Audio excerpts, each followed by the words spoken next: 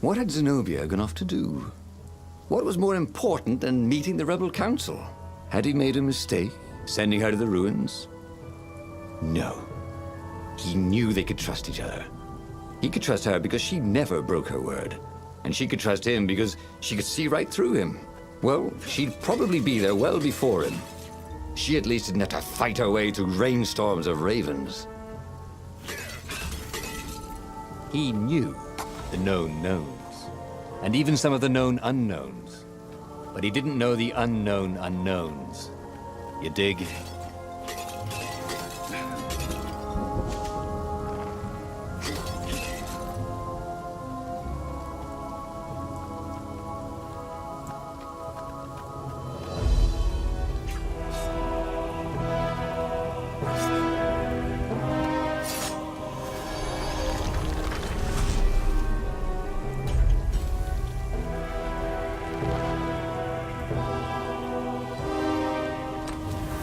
Renato had heard stories of a dungeon where chests were filled with potions and weapons. Fairy tales.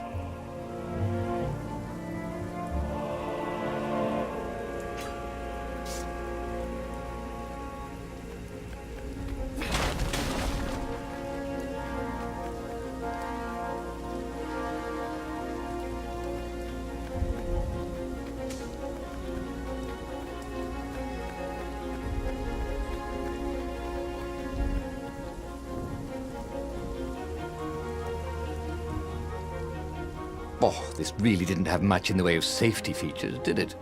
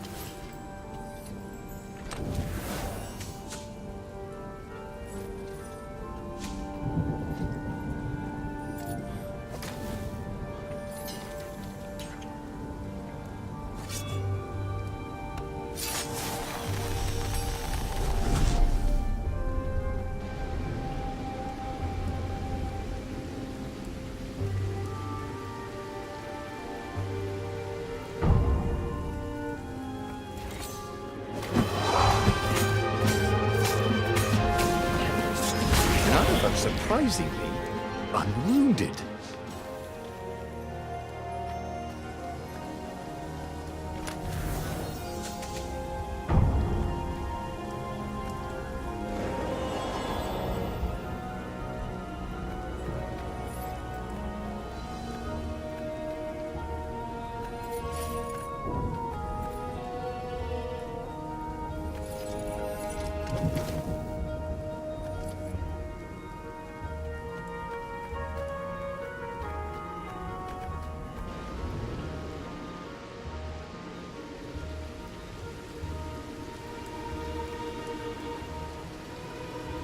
You couldn't hack this kind of firewall.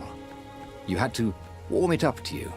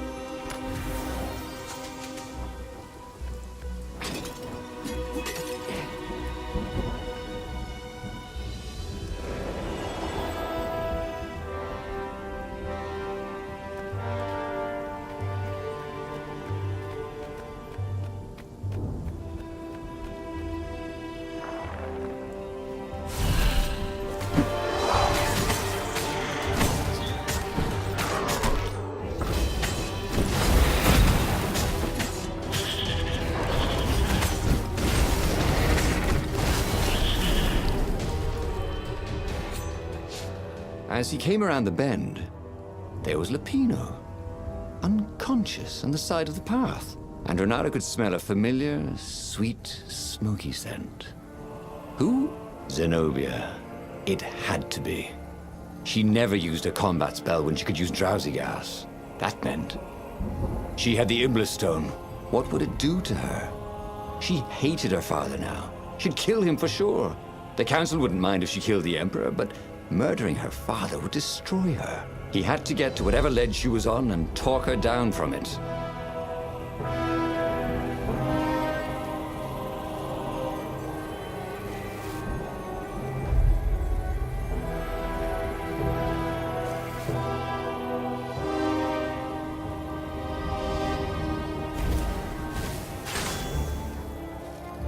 These things could really use a hand.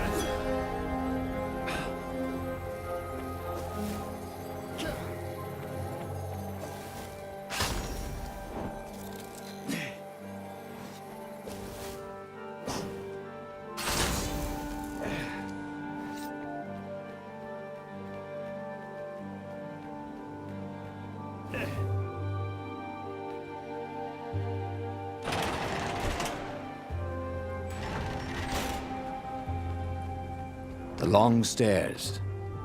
So he was close to the rebel base. Nothing was on fire. So far, so good.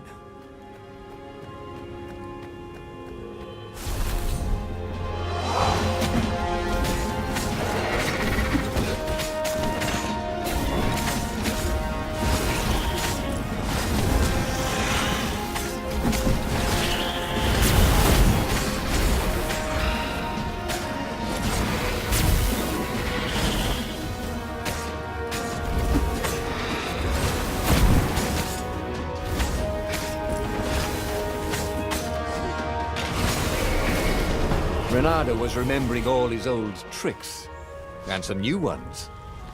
Now, he really ought to ask for a raise.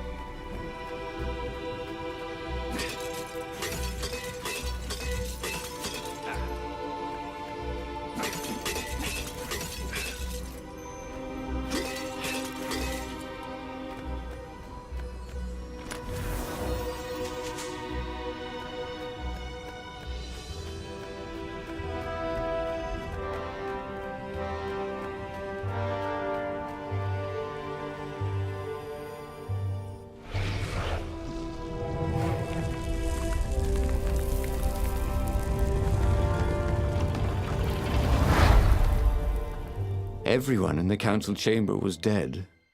Zenobia stood shivering in the courtyard, drenched in blood. Why? He managed. They started arguing with me. I lost my temper and I wanted their blood. Well, not me. The stone did. Why did you take it from Lupino? I had a plan. You had a stupid plan, she said. I'm going to go kill my father now. No, you can't. You'll just take his place. You'll become worse than him. Get out of my way, or I'll kill you too.